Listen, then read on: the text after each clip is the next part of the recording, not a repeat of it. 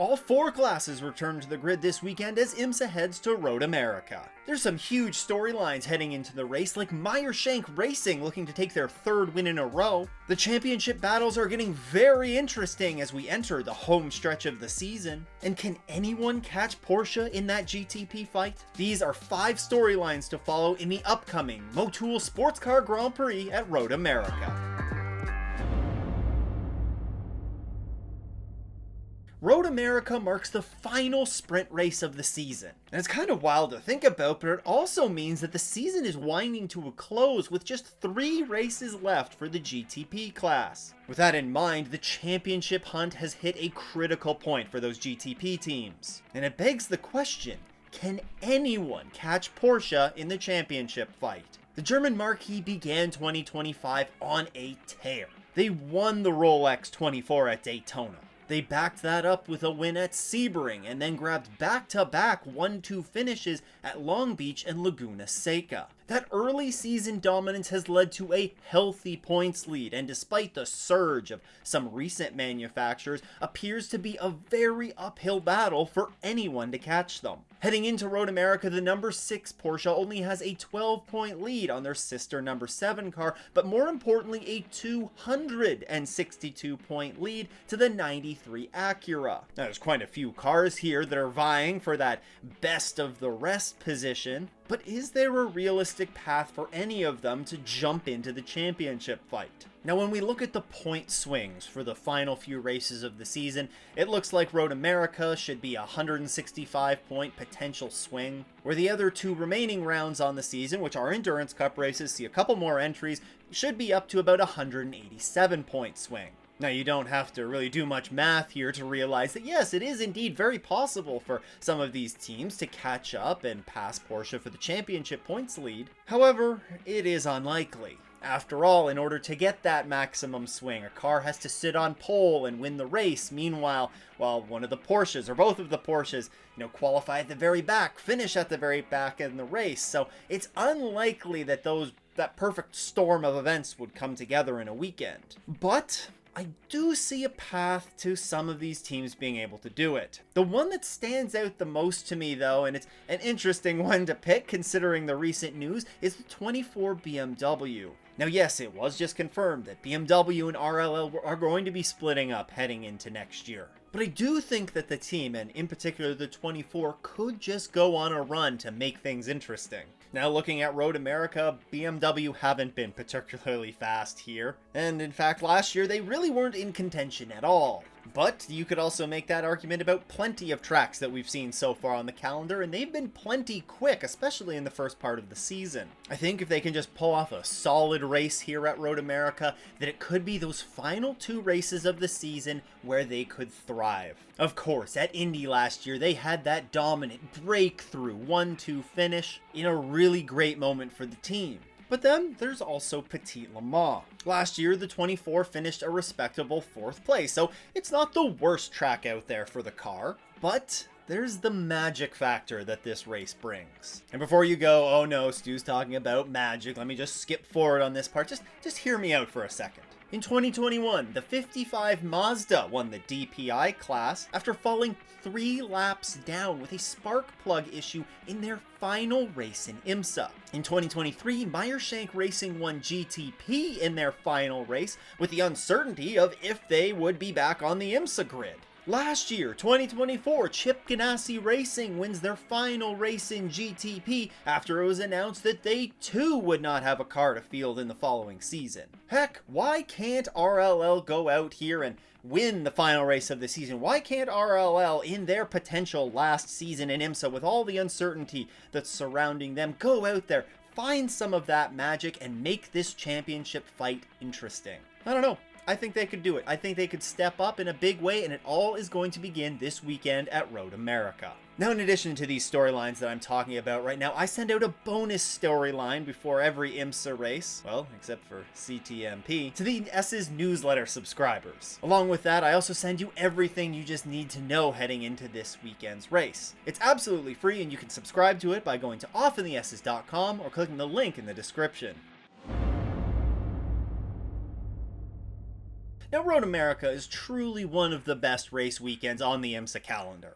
The race takes place at the midpoint of summer at one of the most beautiful tracks in North America. The entire region embraces the race and gives this IMSA event that big event hype that it really deserves. And the racing has often been great. I mean, IMSA has been posting this finish a lot lately from the 2012 season for obvious reasons. It was pretty incredible. But this weekend also represents the only sprint race of the season that features all 4 of IMSA's classes. And that means a couple of things. First of all, the traffic that we often see at IMSA's endurance rounds will be a big factor this weekend at Road America. 49 cars will take to the grid, and even though this track is the longest on the calendar, it will lead to plenty of traffic and plenty of incidents. Over the last 3 years, Road America has produced 4, 2, and 5 full course yellow periods, and all of this plays into a bit of a narrative that we've seen, and that's late race full course yellows and how critical that late race strategy can be. Given the high car counts and the intense battles that we've seen unfold this season, I think we can expect full course yellows to be a big part of the race once again this year. Hopefully not to the tune of 5 of them, but I do think we are going to see full course yellows in this race. And that means that these teams, when they're factoring in their strategy, always have to be ready for that classic textbook late race IMSA sprint to the finish.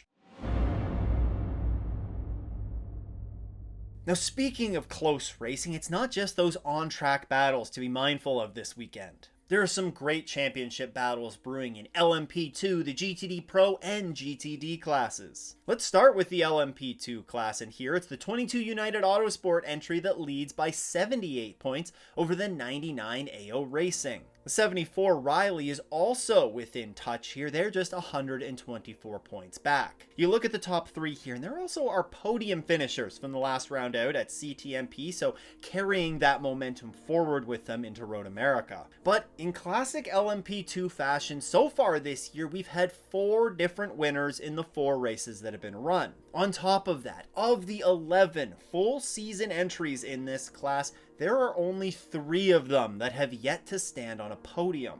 This is absolutely par for the course, and heading into Road America, this will be a key weekend for that class, so keep a close eye on the LMP2s. They only have 3 races left in their championship, as I think we're going to be in for some great battles there. In GTD Pro, you have the 3 Corvette that's leading over the 77 AO Racing Porsche, last year's GTD Pro champion, by just 39 points. You also have the Dragon Speed Ferrari, the winners last time out at CTMP, just 53 points back. Now, GTD Pro has arguably given us the best racing, the most consistent best racing of any of the classes so far this year, and I think that's going to be exactly the same thing that happens here at Road America. The quality of the racing, the variety of the manufacturers that we've seen at the front has been top notch and so fun to watch. And with Corvette, Porsche, and Ferrari, and who knows, maybe one of the other manufacturers can jump up into the mix, this is going to be a championship fight not only to watch for in this weekend's race,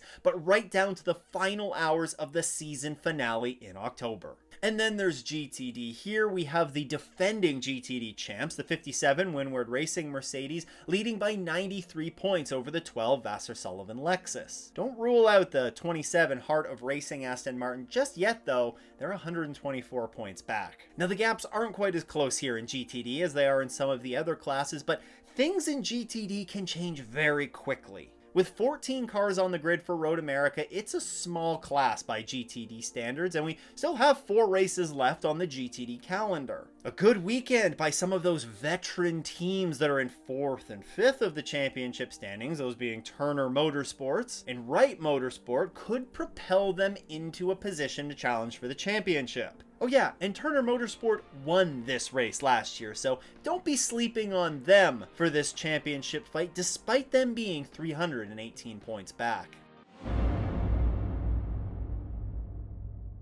Now earlier I spoke about GTP teams trying to catch Porsche in the championship fight. Well, the hottest team going right now could be labeled as the favorites to catch them, as Acura will be looking for their third win in a row heading into Road America. After a positive start to their season with a second place finish at the Rolex 24 and a podium at Sebring, Acura went through a bit of a spring funk. They had an awful West Coast swing at Long Beach and Laguna Seca before breaking through on the streets of Detroit for a huge win. They fought off Porsche, they fought off Cadillac, and they were able to establish themselves with that race win as potential championship threats. And they carried that speed through to Watkins Glen as well. After looking like it was going to be a race win for Cadillac, Acura again spoiled the party and came through with a massive fuel save by the 60 in the final hour of that race to take Acura's second GTP class win in a row. After the GTP sat out the CTMP round, they're now returning to the grid at Road America, and MSR will be looking for their third win in a row. Now, it's a track that the ARX-06 has been strong at as well. Back in 2023, they picked up a second and a third place finish behind only Porsche,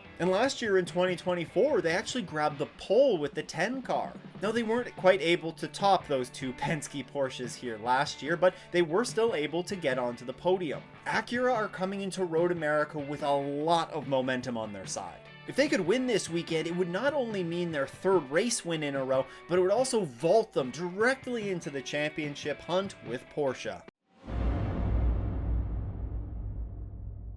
The M Hybrid V8 has given us a very similar season to what the 31 Action Express Racing Cadillac did last year. Last year, Pipo Derani sat on pole for the first 3 races of the season. This year, Dries Vanthoor sat on pole for the first 4 races of the season. Last year, the 31 led a ton of laps over the first 4 rounds of the year, but couldn't manage to pick up a win. This year, the 24 has led large portions of races early in the season and have not yet emerged with a victory. And what's worse has been their dwindling performance lately. The 24 started off the season fine at the Rolex, finishing 4th. They followed that up though with a 12th place finish at Sebring after I believe it was a penalty that they picked up before they even took the green flag. They were on back-to-back podiums at Long Beach and Laguna Seca, before some rather uncompetitive 5th and 8th place runs at Detroit and Watkins Glen. And while the 24 has shown glimpses of being great this year, the 25 has been far from that. They've managed a best finish of a single 4th this year. So all of this really begs the question of what version of BMW is going to show up at Road America? Is it going to be that pole-sitting, podium-contending team that we saw at the beginning of the season? Or the largely uncompetitive version that we've seen lately? It's going to be something to closely monitor this weekend, and personally, I want to see RLL and BMW end the season and end their partnership on a strong, good note. As you may know, BMW and RLL are splitting up at the end of this season. And it's left the team, and I guess to a certain extent the manufacturer, exploring what their future options look like. Here is everything you need to know about the BMW and Team RLL split. Huge shout out to all the channel supporters. If you too want to support the show, you can head to patreon.com/offintheesses or click that join button below. Once again though, thanks for tuning in. I hope everyone has a great race weekend and doesn't go off in the S's.